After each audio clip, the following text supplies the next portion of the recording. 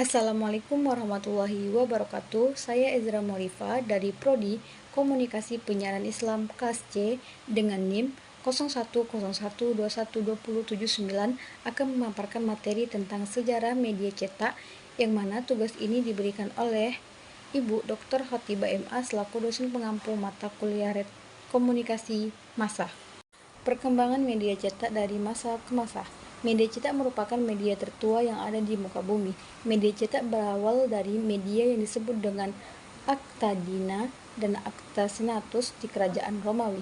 Kemudian berkembang pesat setelah Johannes Gutenberg menemukan mesin cetak, hingga kini sudah beragam bentuknya seperti surat kabar, tabloid, majalah, dan lainnya. Setelah akhir dari zaman tulisan, maka tumbuh era komunikasi cetak. Sebelum abad ke-15, orang-orang Eropa memproduksi buku-buku menyiapkan manuskrip berupa salinan yang dicetak dengan menggunakan tangan.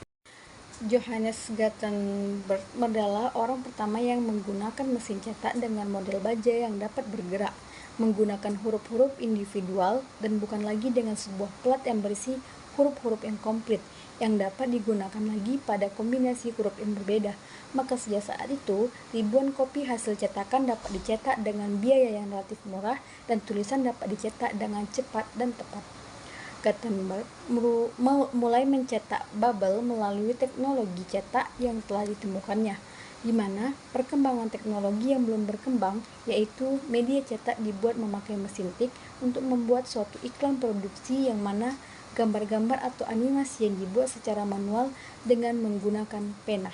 Tanda-tanda perkembangan media cetak adalah melek huruf atau kemampuan untuk membaca dan menulis. Perkembangan pendidikan pada abad 1 juga dapat mendorong perkembangan orang melek huruf.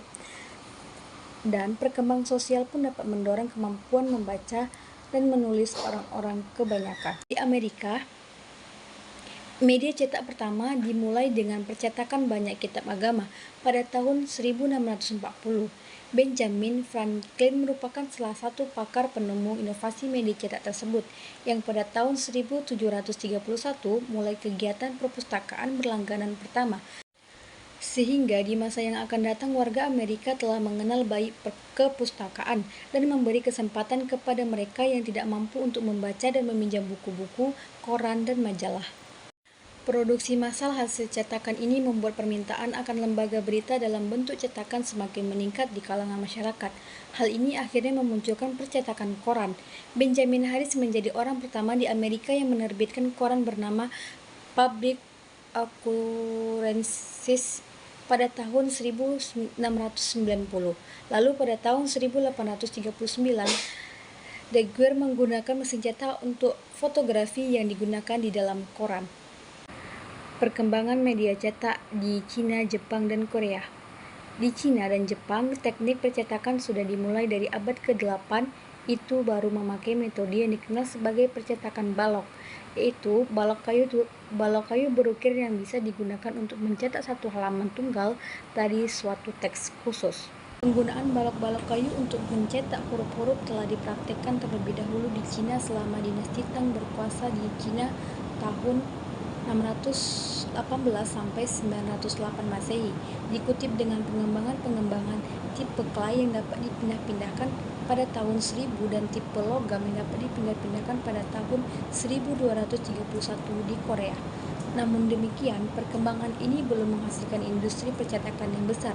Industri percetakan belum berkembang sampai awal revolusi industri pada abad ke-15, ketika Johannes Gutenberg dan Jerman menemukan kembali tipe yang dapat dipindah-pindahkan, dan seluruh Eropa mulai mengembangkan dan mengeksploitasi lebih lanjut pers tercetak.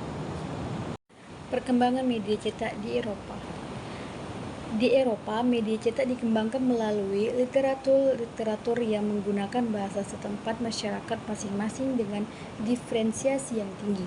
Kemudian Eropa mulai mencetak kitab agama dan lembaga pendidikan semakin banyak yang memproduksi penulis dan mencetak beberapa buku penting. Kitab agama tahun 1455 membawa perubahan dalam teknologi mesin cetak ini. Bentuk baru yang memungkinkan percetakan dilakukan dalam jumlah besar. Praktik mencetak kemudian menyebar di seluruh Eropa melalui penyebaran para pencetak orang Jerman. Pada tahun 1500 Percetakan telah didirikan lebih dari 250 tempat di Eropa, 80 di Italia, 52 di Jerman, dan 43 di Prancis. Awal abad ke-16 baru saja dimulai. Mesin cetak Gutenberg telah mampu mencetak dan melipat gandakan cetakan yang dapat dipindahkan dan mampu mencetak ribuan salinan buku cetak di atas kertas. Mereka menerbitkannya ke dalam bahasa Eropa dan bahasa lainnya.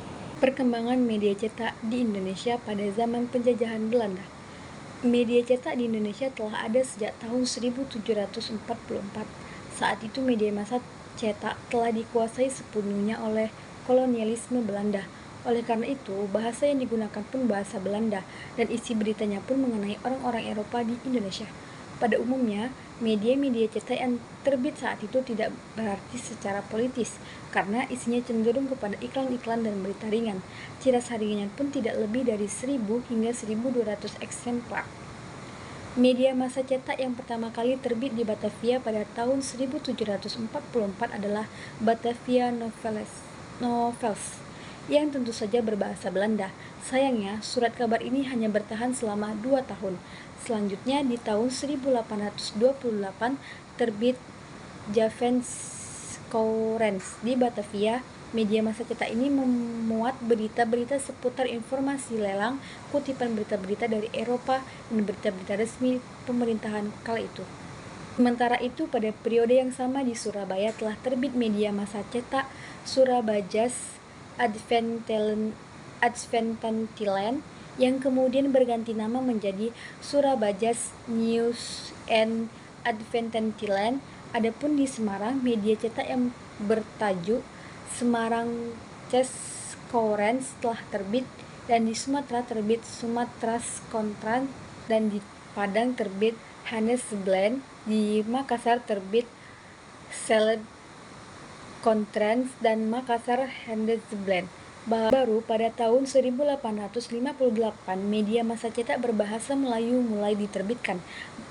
Beberapa media massa cetak berbahasa Melayu yang diterbitkan di Indonesia. Pertama, ada media massa cetak Surat Kabar Betawi. Media massa cetak yang didirikan pada tahun 1858 ini terbit di setiap hari Sabtu. Huruf yang digunakannya adalah campuran huruf-huruf Arab dan huruf-huruf Latin. Sayangnya, media massa cetak yang diedarkan di Batavia ini hanya sanggup bertahan selama 3 bulan. Dan yang kedua, ada media massa cetak Bintang Timur. Bintang Timur terbit di Surabaya sejak tahun 1862. Media massa cetak ini merupakan salah satu media massa cetak tertua yang menggunakan bahasa Melayu, terbit 1 kali dalam seminggu. Redaksi surat kabar ini dipimpin oleh seorang kebangsaan Belanda bernama Van den Berg. Yang ketiga, media massa cetak Bintang Barat. Selain surat kabar Betawi, perkembangan dunia media massa cetak di Batavia juga diramaikan dengan terbitnya Bintang Barat di tahun 1868 oleh E.V. Wingers adalah pemimpin redaksi media massa cetak Bintang Barat. Yang keempat, ada media massa cetak Hindia Nederland. Pada waktu yang berdekatan, di Batavia juga muncul surat kabar lain bertajuk Hindia Nederland. Media massa cetak berbahasa Melayu ini terbit 2 kali selama seminggu. Pemimpin redaksi Hindia Nederland adalah L. Wolf. Yang kelima, ada media massa cetak Bintang Johar.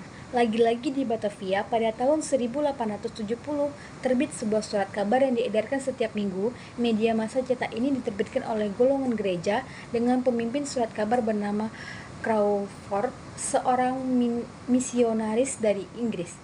Dan yang keenam, ada media massa cetak Slompet Melaju. Sejak tahun 1876 di Semarang telah diterbitkan surat kabar oleh pihak gereja Protestan setempat. Media massa cetak yang bernama Slompet Melaju ini terbit setiap hari Sabtu. Pimpinan redaksinya Wihozo. Jika kita dapat perhatikan, pimpinan redaksi dan penerbit media massa cetak yang disebutkan di atas adalah orang-orang asing atau Eropa yang sedang menjajah atau menyebarkan paham agama tertentu.